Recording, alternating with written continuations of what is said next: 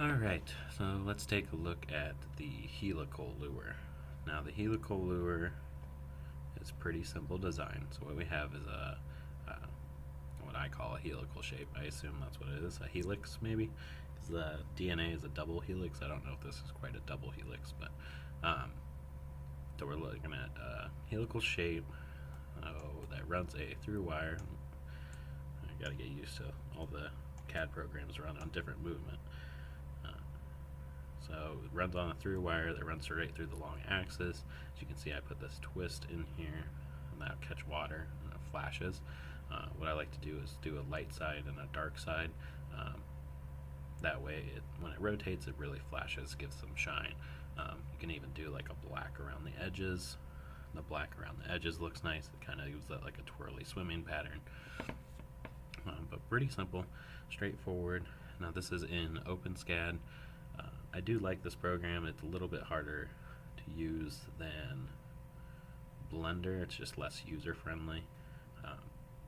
There's a lot of text that you gotta know. You got different actions, and definitely syntax matters a lot while using this. But it is a fun little program. There are things that you can do a lot easier in here if you know what you're doing, and there's quite a few videos online that really helped me through this. So as you see here, we have the difference, which that will subtract a object from your rendering, basically. Subtract one object from another, rather. So I have the cylinder subtracted from all of this, which is my main part of the object. So I have my through wire cylinder subtracted from it. It prints out as a whole, basically. I have a square that's a 20 by 7, which is going to be this right here. Actually, let's look at the bottom. This is my 20 by 7. Now this works in millimeters, which is nicer than Blender. It's just easier to design an object to be the size that you want it in this, because everything works in millimeters, so you don't have to worry about scaling to a certain way. There's just a more clear, dry scale that you're working on, basically. So, got a 20 by 7. This is in the center of true, so that's going to be right on the axis.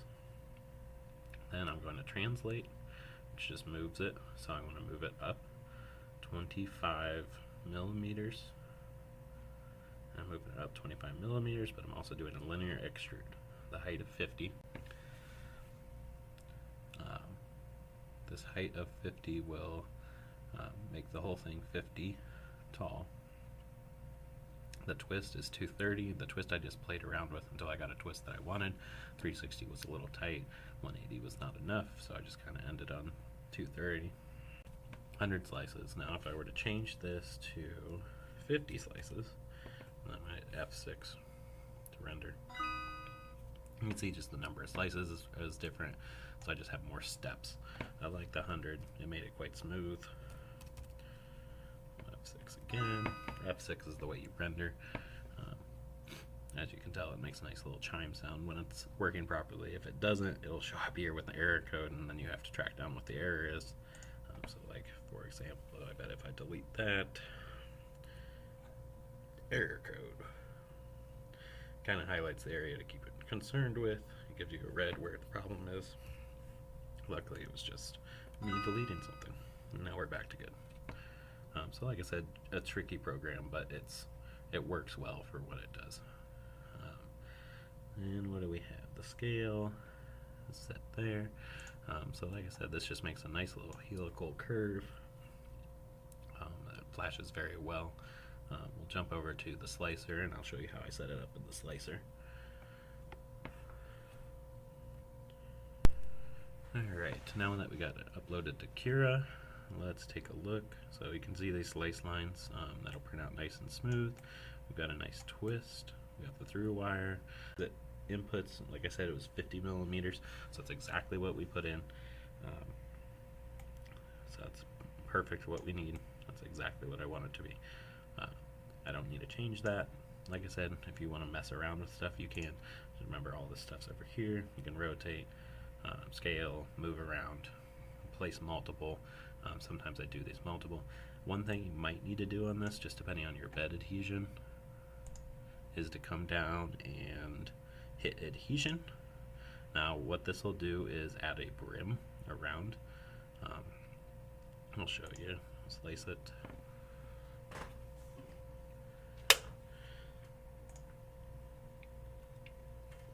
So as you see, we have this blue brim.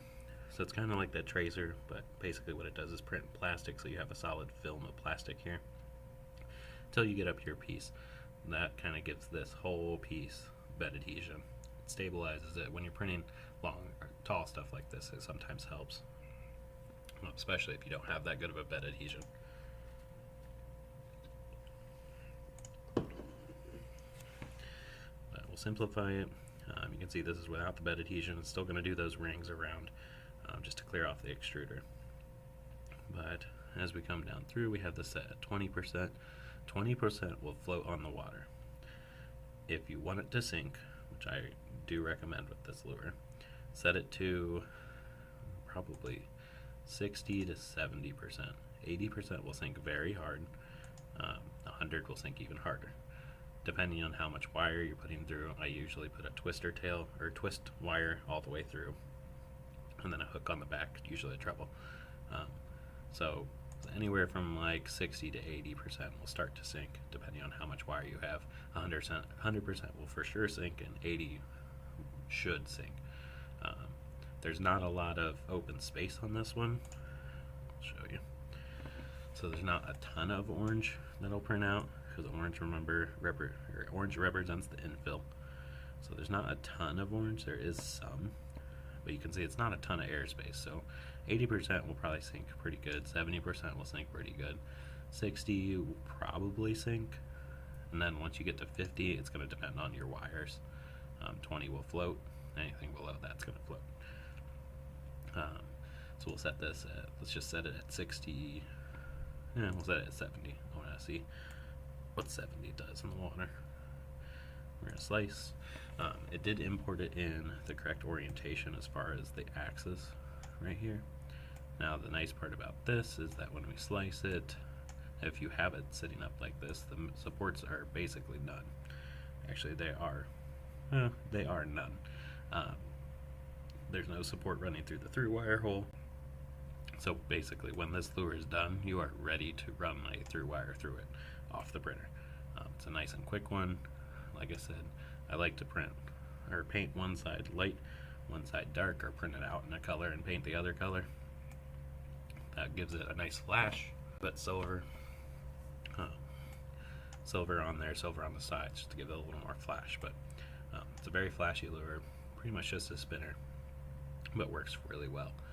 So let's get this put over to the printer and see how it turns out. Alright, now that we got it on the printer, I went ahead and times it by 5. So I'm actually printing out 5 lures at a time. As you can see, it prints out nice and smoothly, and the 100% infill. So we'll take it and paint them up, and we'll see what the action looks like. I'm sorry about the audio.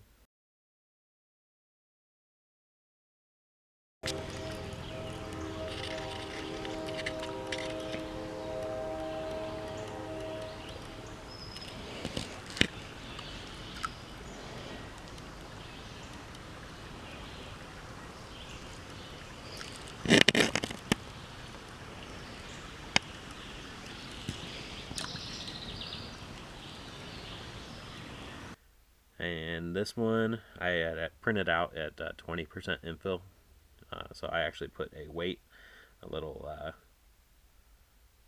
lead sinker in front of the lure just to hold it underneath the water while I was getting the footage. As you can see, these little minnows, some of them are taking quite a bit of interest in it. Like I said, it's very flashy, so it really gets the attention of a lot of things.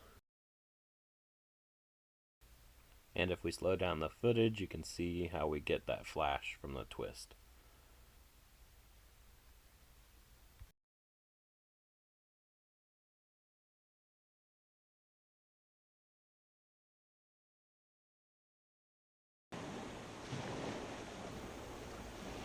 Unfortunately, I did not catch any fish on this lure for this video. I have caught multiple fish on this. The bass really like it. The day I decided to test this here, it was rainy, it was cold. I was fishing offshore in Lake Erie. It was definitely not the best setup. I was having a difficult time to get out to deep enough water. But I gave it a try for about a couple hours. And since then, I have caught a couple little fish, but because of some battery issues with my GoPro, mainly me not charging it, I wasn't able to get that footage, but I'll show a couple pictures here at the end. And like I said, you can print these out yourself and have fun fishing with it and paint them any way you want. And have any design that you really want for it, and if you need more of them, you can always print out more.